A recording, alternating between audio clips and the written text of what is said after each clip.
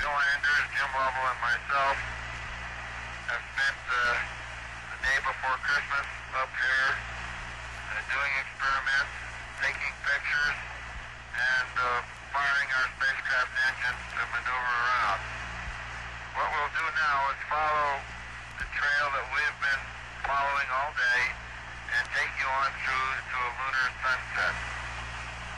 Food is a different thing to each one of us.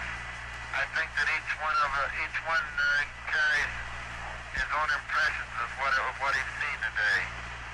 I know my own impression is that it's a vast, lonely, forbidding type existence or expanse of nothing. It looks rather like clouds and clouds of pumice stone, and it certainly would not appear to be a very inviting place to live or work. Jim, what have you thought most about? Well, Frank, my thoughts were very similar. The vast loneliness up here on the moon is awe-inspiring, and it makes you realize just what you have back there on Earth. The Earth from here is a grand oasis in the big vastness of space. Bill, what do you think? I think the thing that impressed me the most were the lunar sunrises and sunsets. These in particular bring out the stark nature of the terrain, and the long shadows really bring out the relief that is here and hard to see in this very bright surface that we're going over right now. The horizon here is very, very stark. The sky is pitch black and the Earth, or the moon rather, is quite light. And the contrast between the sky and the moon is a vivid dark line. Actually, I think the best way to describe this area is a vastness of black and white. Absolutely no color. The sky up here is also a rather forbidding, foreboding expanse of blackness with no stars visible when we're flying over the Earth, over the moon in daylight. And one of the amazing features of the surface is the roundness of most of the craters. It seems that most of them have a round, mound-type appearance instead of sharp, jagged rocks.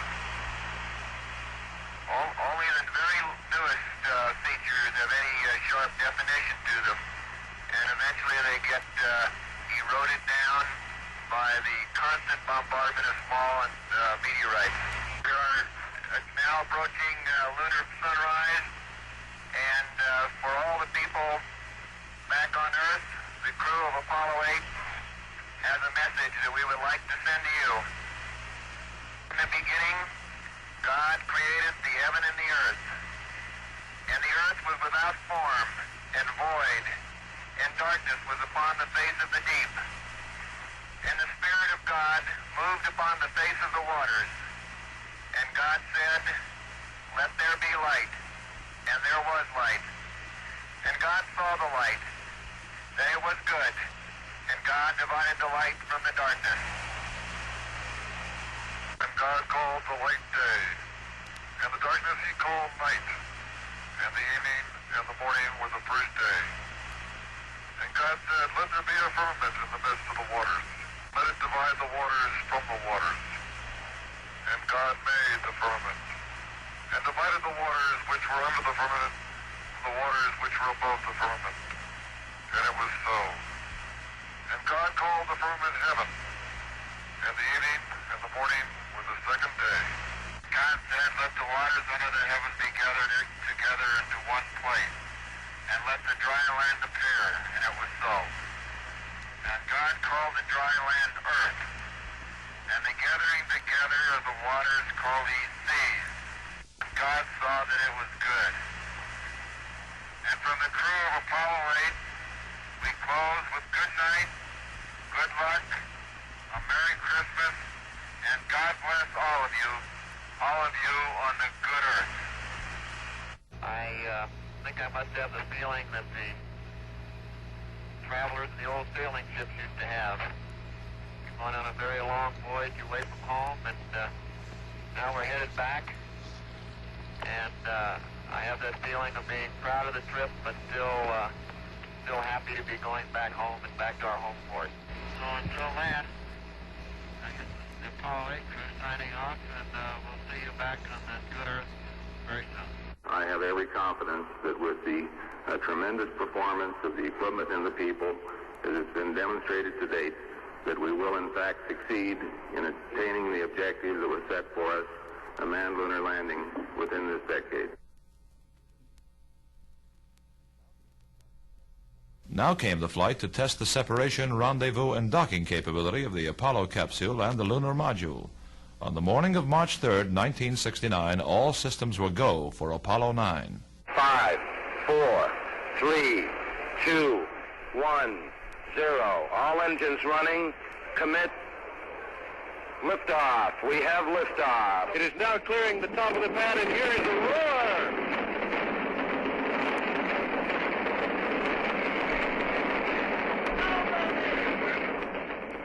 This mission is billed as the most difficult space flight yet in the American space program. It will be the first manned test in space of the lunar landing ship, the LEM. Also, astronaut Schweickart will perform a spacewalk, or EVA, from the LEM to the capsule and back.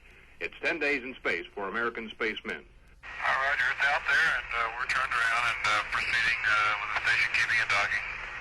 Oh, tremendous, Apollo 9. Thank you. During this pass, the command and service modules did separate from the S-4B, the third stage of the launch vehicle.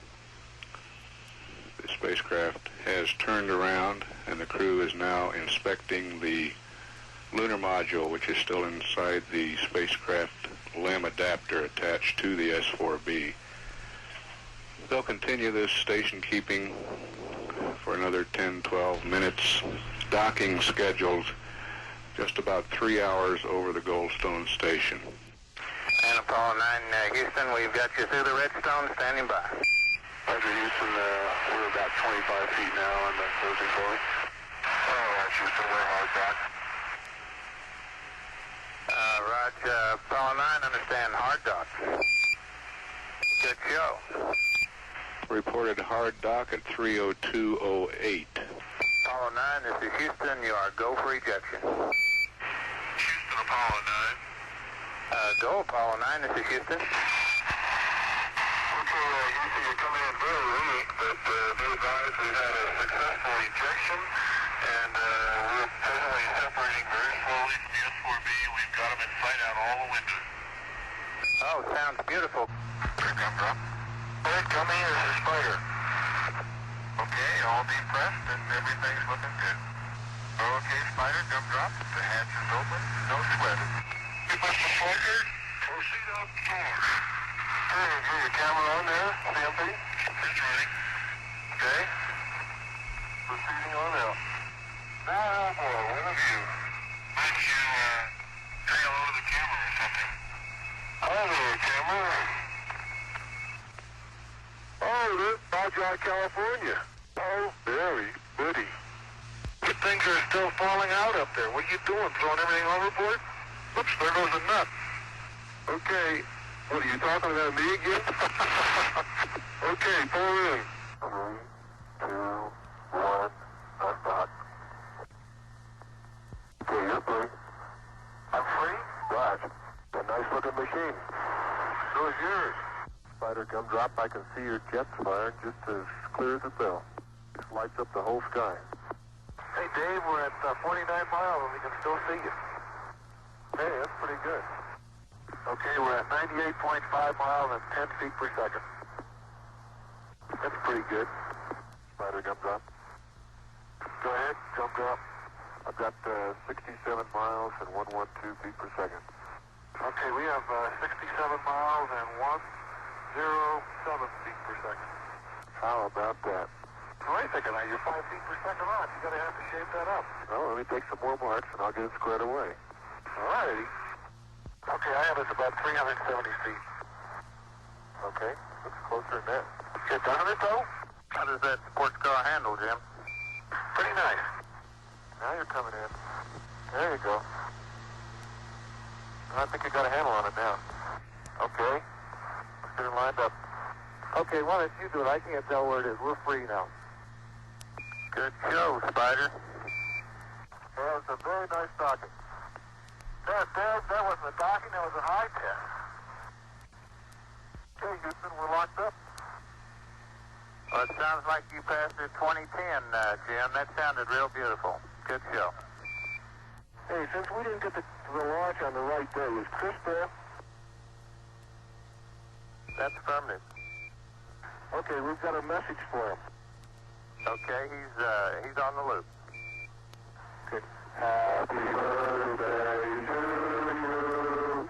Happy birthday to you. Happy birthday, dear Christopher. Happy birthday to you. That was magnificent. The only thing... you may even overshadow the rendezvous with performances like that. 5, 4, 3, 2, 1, red fire. Mission confirmed. And we've had cutoff confirmed. And tracking out of Hawaii now shows a height at 163 nautical miles, velocity 25,198 feet per second and dropping. This is Apollo Control. Splashdown time 53 seconds past the hour, which is some 10 seconds later than the predicted splash time of 43 seconds past the hour.